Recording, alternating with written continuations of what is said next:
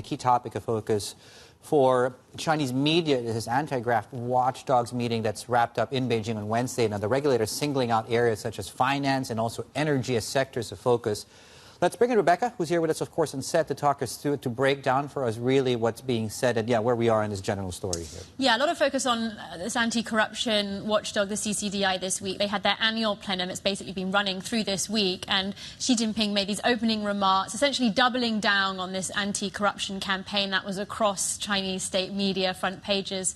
We're now closing out the plenum, officials saying, reiterating essentially this emphasis, particularly highlighting some sectors, not particularly new here, but again, this sort of renewed and continued emphasis. Energy, for example, is included, finance is included. And accompanying all of this, we also had this new documentary that was put out sort of in collaboration with the anti-corruption watchdog and Chinese state media. And this documentary essentially featured 12 cases across 4 different episodes. If you're looking for something to watch tonight, guys.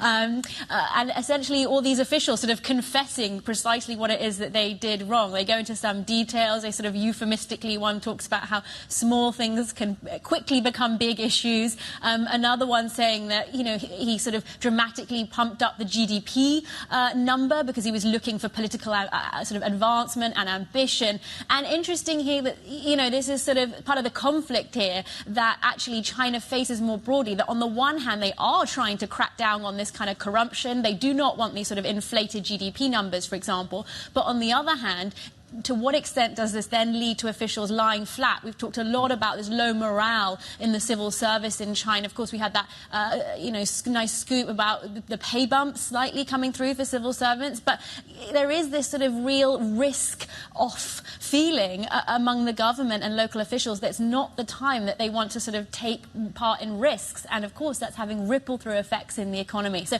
really interesting sort of mixture of different themes coming through. Yeah, the anti-corruption drive certainly sent a chill through private and public sectors, but it still seems like it's not enough to deter Xi from the overall goal. Yeah, it's really interesting. I mean, you know, this has been a part of sort of characteristic part of his campaign from the very beginning back in 2012.